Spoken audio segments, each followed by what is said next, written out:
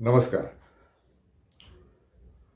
काल परवा कधीतरी प्रशांत भूषण नावाचे एक मोठे वकील आहेत, भारतात गाजलेले. त्यांनी 2013-14 साली अण्णा आंदोलनाला पाठिंबा दिला आणि केजरीवाल बरोबर ते राहिले याबद्दल त्यांनी माफी मागितली. मलाही गेली काही वर्ष डोक्यात येत आहे, म्हणजे ही BJPची सत्ता आल्यानंतर फार विशेषच जाणवत आहे की आपणही माफी मागायला पाहिजे समाजाची किंवा या देशाची, कारण आपणही त्या चुका करत आलो असं लक्षात आलं. मला माहीत नाही मी मोठा आहे की छोटा आहे, आणि तसल्या व्याख्यांमध्ये मला पडायचं पण नाही. पण मी या देशाचा नागरिक आहे, माणूस आहे, आणि तोंड आहे म्हणून किंवा मेंदू आहे म्हणून प्रचारक सुद्धा आहे. आणि त्या त्या काळात त्या त्या वयात चांगल्या वाटणाऱ्या आणि भविष्यात वाईट ठरलेल्या अनेक गोष्टींचा प्रचार माझ्याही हातून झालेला आहे. मी 1967ची शरद पवारांची पहिली निवडणूक पाहिलेली आहे. मी लहान होतो खूपच, पण मला स्पष्ट आठवतं शरद पवार ट्रकच्या टपावर उभे आणि नका विसरू गाय वासरू नावाचं त्यांचं काहीतरी चिन्ह होतं काँग्रेसमधलं. आम्ही रस्त्याच्या कडेला उभा असलेला मी लहान मुलगा होतो, खूपच लहान होतो, पण मला ठळकपणे आठवणारं ते व्यक्तिमत्व आहे. आणि पुढं जसं मेंदू फुटला, वय फुटलं, तसं भर पडत गेली. स्वतःचा विचार करायला लागलो, आणि मग विचारात ते काही होतंच. म्हणजे मग त्या आकाशवाण्या होत्या, बातम्या होत्या, भोवतीचा समाज होता, भोवतीचे लोक होते, आणि ते करत करत माझ्या लक्षात येतं की 14व्या-15व्या वर्षीच मी राजकीय प्रचारांच्या त्यावेळच्या जिबड्यांमध्ये फिरायला लागलो. काही घेणं नव्हतं, फार फार कळत पण नव्हतं, आणि पण निघायची तरुणी मुलं निघायची, त्यांच्या मागं निघायचं, आणि मग त्या जीपांमध्ये अगदी ठासून ठासून आपण कुठं आहोत जीपमध्ये नेमके याचाही तपास लागू नये अशा रीतीनं प्रचारात भाग घ्यायचा.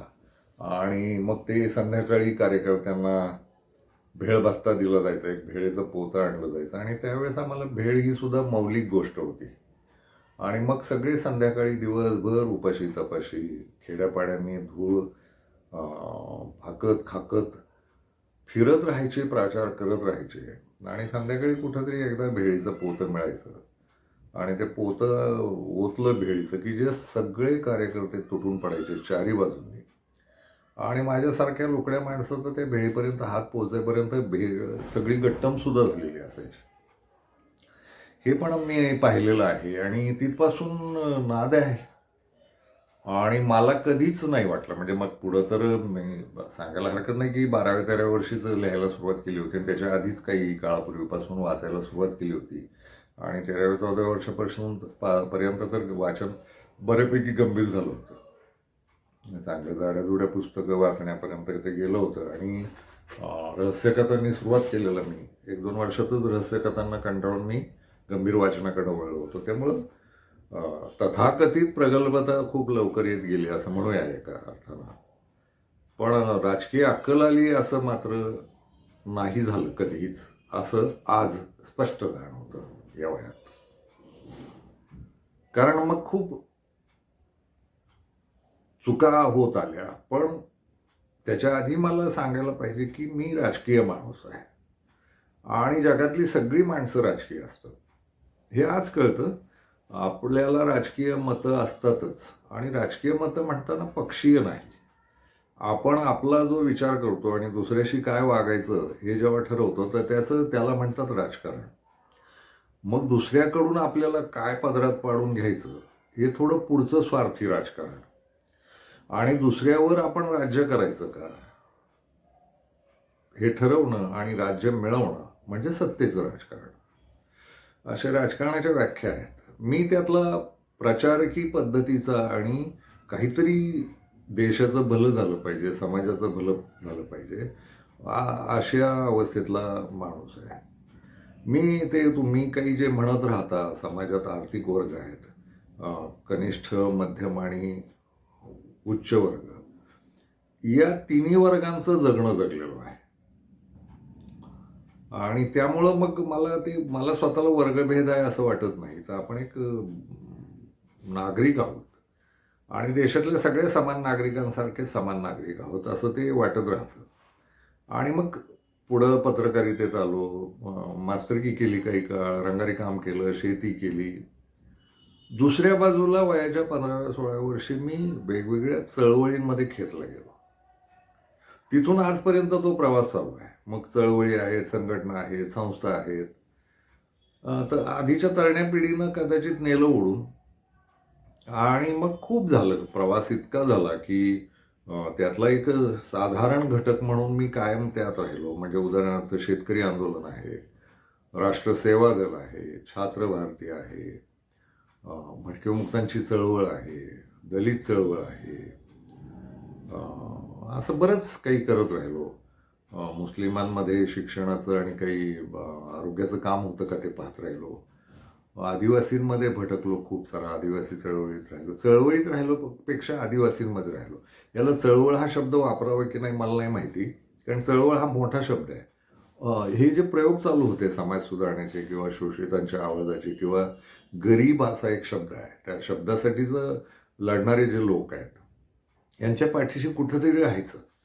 तर असं म्हणूया की फार मोठे कार्यकर्ते नव्हतोच कधी, नव्हतोच, ते तर उघडपणेच नव्हतं. पण कशातच कुठल्याच म्हणजे आजपर्यंत कशातच मोठा कार्यकर्ता वगैरे नव्हतो. कार्यकर्ता म्हणजे लयच काहीतरी उभं करणारा माणूस तसं नव्हतं. मेंदूनं पाठिंबा आणि जमेल ती कामं उचलणं आणि करणं ती असं काहीतरी राहिलं ते. आणि मग अगदीच बारक्या खेड्यापासून महानगरांपर्यंतचाही प्रवास झाला. आणि जसा वर्ग नाही तसं मी ग्रामीणही नाही राहिलो आणि शहरी नाही राहिलो, असं काहीतरी झालं. आणि एकूण भारताचा झालो आणि ती चांगली गोष्ट झाली. या चळवळीचा फायदा पण खूप झाला, वैचारिक फायदा झाला.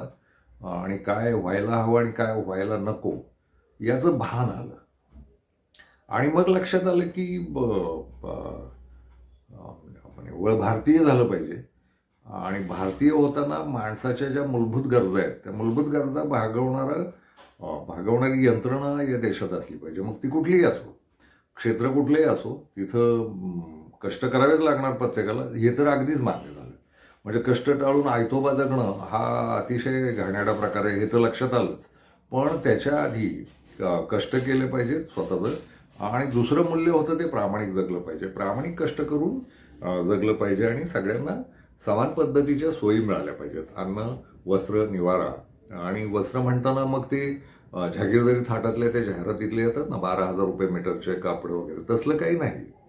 सगळ्यांना सुरक्षित वाटेल असं वस्त्र, सगळ्यांना सुरक्षित वाटेल असं घर आणि सगळ्यांना सुरक्षित वाटेल असं अन्न, या मूलभूत गरजांवर पक्का झालो. मग वैचारिक मग ते खूपच वाचन बिचनही झालं, पंथांचा, संप्रदायांचा, सगळ्या धर्मांमध्ये हिंडलो, सगळ्या जातींमध्ये हिंडलो, अनेक पंथ अनुभवून पाहिले आज जाऊन.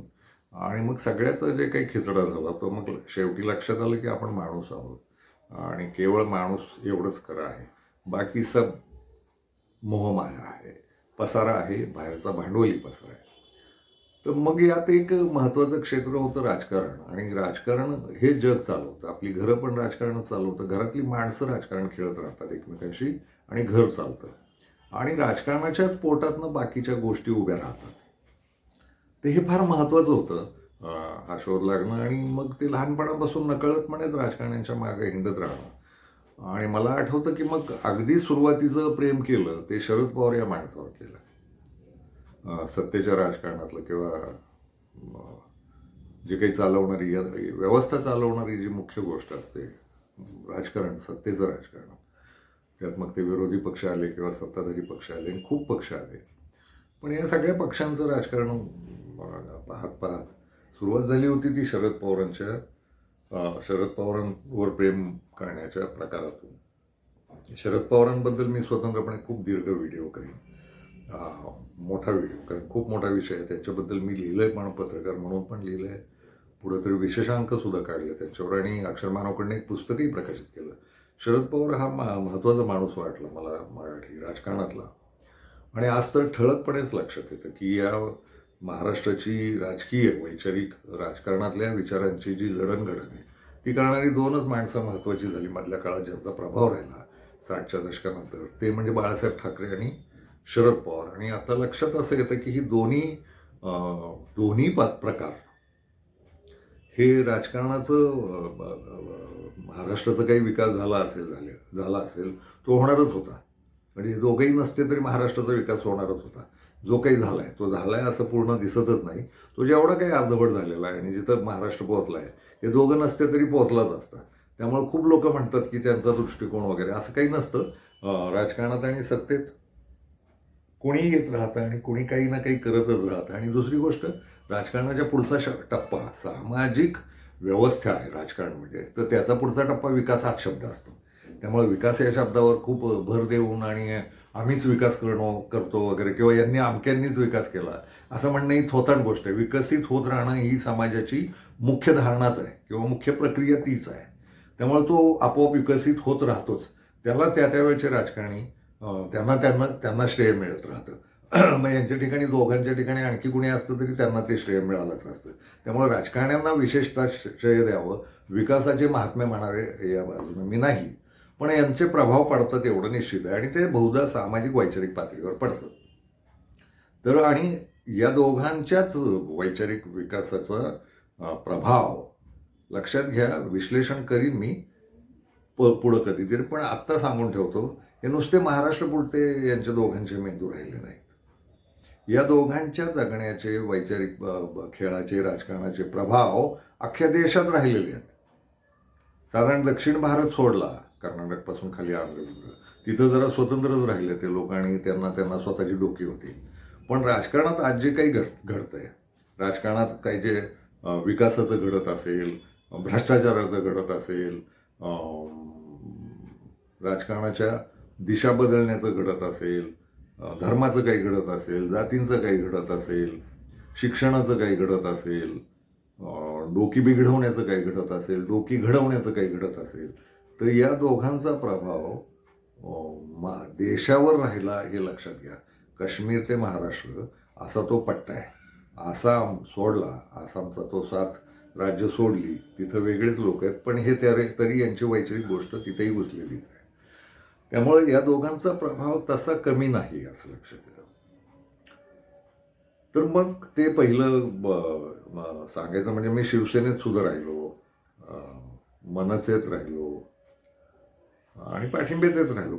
या लोकांबरोबर राहिलो म्हणजे यांच्यात राहिलो म्हणजे यांच्यात नाही राहिलो. पक्षीय पट्टा लावून कधीच घेतला नाही. पण मला त्यावेळेस वाटलं तेव्हा मी या लोकांना पाठिंबा दिलेला माणूस आहे आणि मला जेवढं जमेल तेवढं व्यक्तिगत पातळीवर मग हे भलं करतील म्हणून यांच्याबरोबर जाऊ असं ते झालं. आणि ते तरुण वयातही झालं आणि आता काल परवापर्यंत ते होत राहिलं. अगदी केजरीवालनं पक्ष काढलं तर त्यातही राहिलो. प्रशांत भूषण म्हणाले की मला माफ करा. मलाही ते म्हणावंसं वाटतं की माफ करा, कारण राजकारण 75 नंतरचं राजकारण मला स्पष्ट आठवतं. वयात आलेलो होतो, आणीबाणी मी पाहिलेली आहे. 75च्या राजकारणातला लोकसेवा, समाजसेवा हा शब्द गायब झालेला स्पष्ट जाणवतो. आणि राजकारण हा पुढाऱ्यांचा व्यक्तिगत धंदा आहे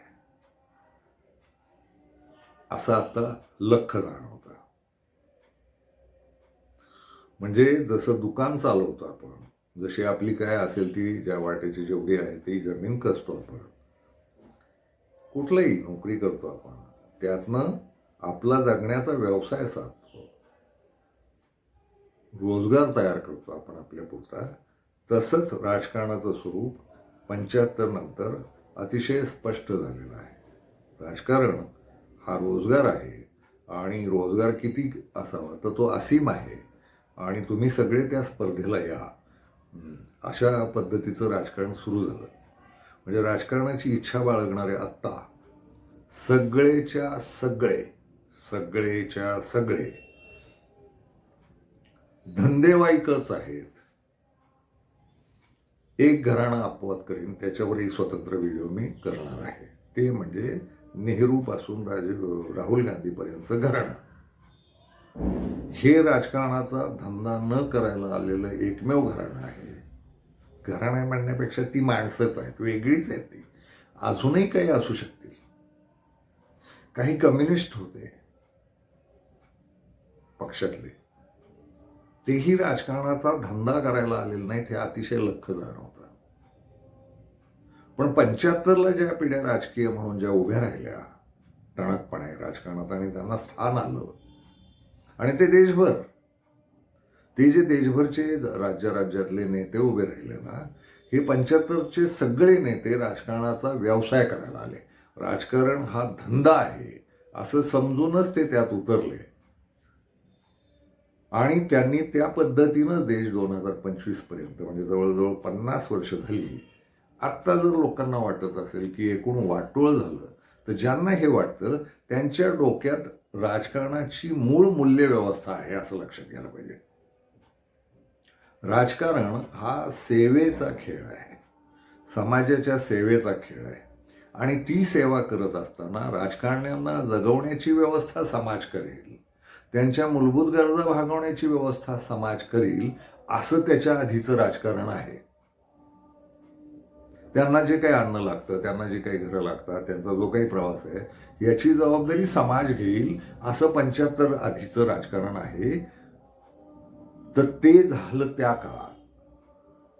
75ला जे लोक राजकारणात उगवून आले आणि ज्यांच्या हातात नेतृत्व यायला लागलं देशभर, पुन्हा गांधी घराणं अपवाद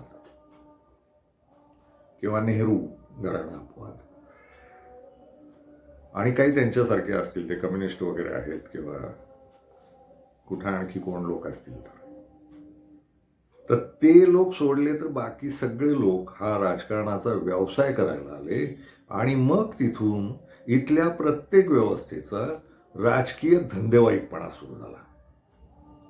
म्हणजे मग जे जे विकता येईल राजकारण्यांना, राजकारणी हे ताब्यातच देशावर ताबा असलेले, समाजावर ताबा असलेलेच लोक असल्यामुळे, आणि यांना राजकारणाचा स्वतःसाठीच व्यवसाय करायचा असल्यामुळे, येणारे सगळेच्या सगळे राजकारणी, सगळ्याच पक्षांचे जे कार्यकर्ते आहेत, ते अगदी काँग्रेससह, ते सगळे व्यावसायिक म्हणूनच आले, व्यवसाय म्हणूनच आता पाहतात राजकारणाकडे, स्वतःचा व्यवसाय आणि समाजाला गुंडाळून केला जाणारा व्यवसाय आणि समाजाच्या आयत्या पैशावर उभा केला जाणारा स्वतःचा व्यवसाय आणि स्वतःची प्रगती, असं राजकीय स्वरूप 75 नंतर झालेलं आहे.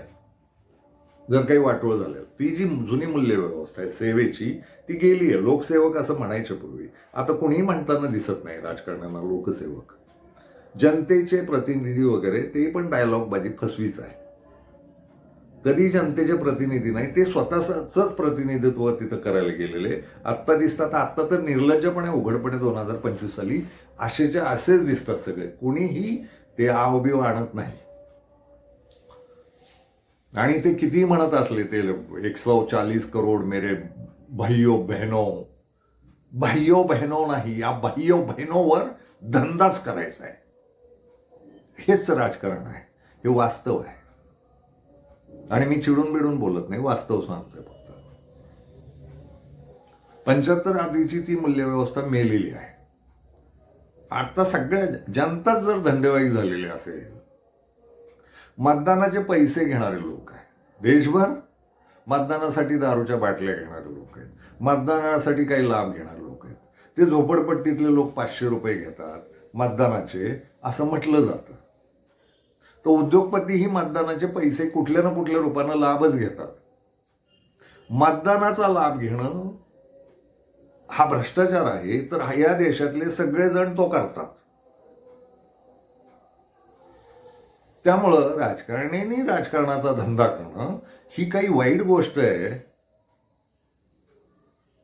असं मला नाही वाटत आता. आणि हे करण्यासाठी हे जे काही झालं वाटोळ राजकारणाचं, या राजकारणाच्या वाटोळ्यात प्रचारक म्हणून हिंडणारा मी, माझाही काही वाटा आहे असं मला वाटत राहतं. हे मी आपणही त्यात योगदान दिलं. राजकारणातल्या अनेक लोकांवर प्रेम केलं आणि ते त्या त्या काळातच ठरलं. राजकारणात मात्र ते असतं. प्रत्यक्ष वास्तव भावनिक आयुष्यात आहे ना, पहिलं प्रेम, दुसरं प्रेम, तिसरं प्रेम असं नसतं. प्रेम एकदाच असतं. राजकारणात मात्र तसं नसतं. म्हणजे कार्यकर्ता म्हणून असेल किंवा प्रचारक म्हणून असेल किंवा नागरिक म्हणून असेल, पण याच्यात लक्षात येतं की यात पहिलं प्रेम, दुसरं प्रेम केलं आणि आपण स्वतःच बदपहिली ठरलो. नागरिक म्हणून आपणच व्यभिचार केला असं लक्षात येतं. मग वेळ येईल तेव्हा त्या आशेला लागलो देशाच्या आणि समाजाच्या भल्याच्या, आणि हा चांगला आहे, हा चांगला आहे, आता याला बदलू. हा बदपहिलीपणा नागरिक म्हणून माझ्याकडनंही घडलेला आहे. हा व्यभिचारच आहे. वैचारिक व्यभिचार, राजकीय व्यभिचार. त्याचीच माफी मागायची. खूप लोकांवर, म्हणजे बाळासाहेब ठाकरे, शरद पवार, त्यांच्यानंतर आलेल्या कित्येक पिढ्या, राज ठाकरे, केजरीवाल यांच्या नादी मी पण लागलो.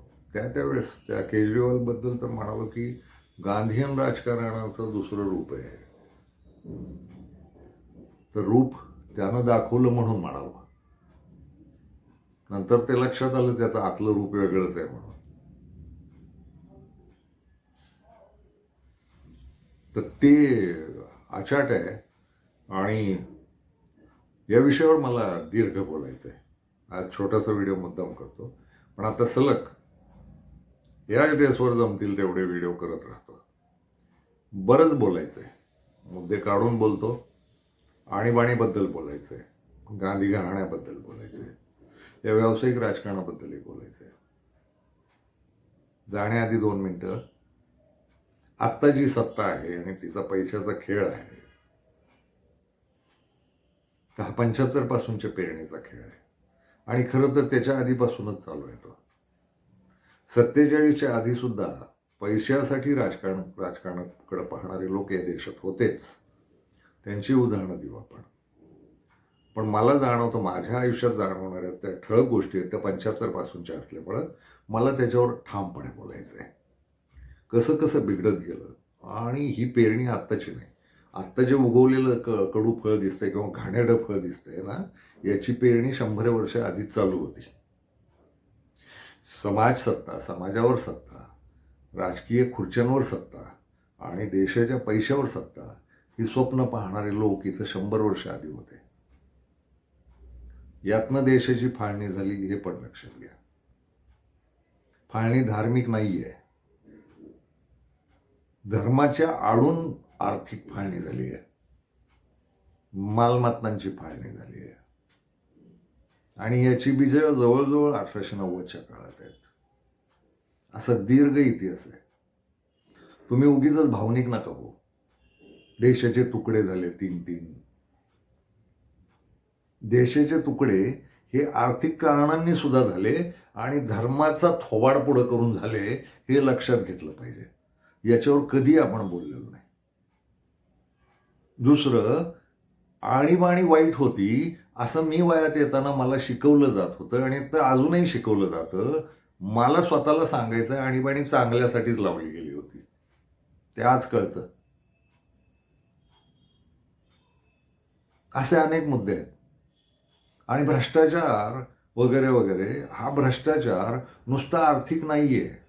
तत्वनिष्ठता नसणं, मूल्यव्यवस्था नसणं आणि तिच्यावर भक्कम न राहणं म्हणजे पण भ्रष्टाचार. आणि तो आत्ताच्या सगळ्या पुढाऱ्यांनी केलेला आहे. सगळ्या, अपवाद राहुल गांधी. आणि हे टणकपणे सांगायचं आहे, मी राहुल गांधीच्या पक्षाचा नाही आहे. काँग्रेसनं काय शेण खाल्लं ना, ते पण सांगायचं आहे.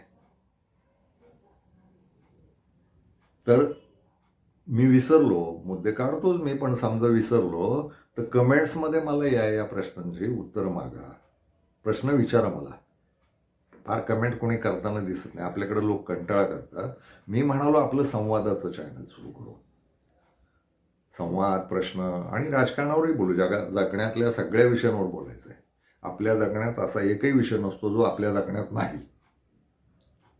आपल्या जगण्याशी संबंधित मेंदूतले विचार, शरीर, देह, समाज याच्याबद्दलच्या आपल्या प्रतिक्रिया, आपण करत असलेल्या कृती, क्रिया याच्यावर बोलायचंच आहे. पण राजकारण हा त्यातला खूपच गंभीर आणि महत्त्वाचा विषय आहे. त्यामुळं राजकारण वर्ज्य करणार नाही मी बोलताना, आणि त्याच्यावर बोलत राहू.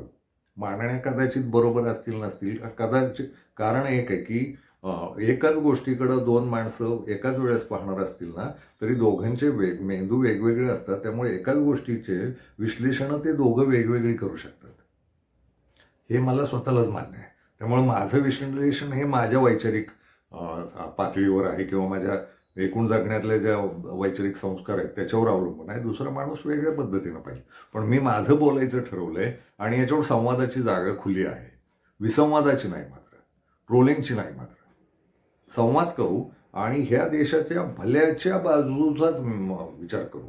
हे जे मधलं बोलायचं आहे त्याची कारणं पुन्हा तीच आहेत की काय झालं आणि मग आता काय दुरुस्त्या होणार. पुढचे या सगळी जी मालिका करीन मी आयुष्याची व्हिडिओची, त्यात राजकारण कुठल्याही विषयावर बोलू ना, तर शेवटाला या बाजूलाच मार्ग शोधत जाणं आहे. आपण जाऊ ते, आणि आपण फार शहाणे-बिणे आहोत वगैरे असं काही दावा नाही. पण जिवंत आहोत आणि कळतंय तर कळवळ्यानं काळजीनं काही बोलून ठेवू. कदाचित हे सगळं ऐकून नव्या पिढ्या काही करत राहतील, आपल्या चुका त्यांच्या लक्षात येतील किंवा आपलं बरोबर त्यांच्या लक्षात येईल. आपलं बरोबर असेल तर ते पुढं उगवत राहतील, चुकीचं असेल ते खुडून टाकतील. असा तो संवादाचा प्रयोग आहे. त्यामुळं तुम्ही आम्ही याच्यावर बोलत राहू. आज अर्धवट मुद्दाम बोललो, कारण पुढं आणखी टिपणं काढून काय काय राहिलंय हे याच्यावर बोलत राहू. त्यात आणीबाणी आहे, 75 नंतरचा राजकीय प्रवास आहे, गांधी घराणं आहे, 47 बद्दल मला वेगळं बोलायचं आहे. असं खूप आहे. बोलू. मागच्या इतिहासाबद्दलही बोलायचं आहे, शिवाजी महाराजांबद्दल बोलायचं आहे, आपल्या 2000 वर्षाच्या इतिहासाबद्दल बोलायचं आहे, भाषेबद्दल बोलायचं आहे, मराठी भाषेबद्दल. कुठून आली ही, कुठले तरी बावळट म्हणतात तिचं 1000 वर्षाचं आहे. जगातल्या सगळ्या भाषा जन्माला यायला 12,000 वर्ष लागली. हे याच्यावरही बोलायचं आहे. बोलत राहू. जरा कमेंट्स करा. मी विसरलो तर मुद्दे सुचवा. खूप बरं होईल. आणि ते कमेंट करा म्हणजे भीक मागतोय असं नव्हे, तर मित्र व्हा, संवादी होऊ. धन्यवाद.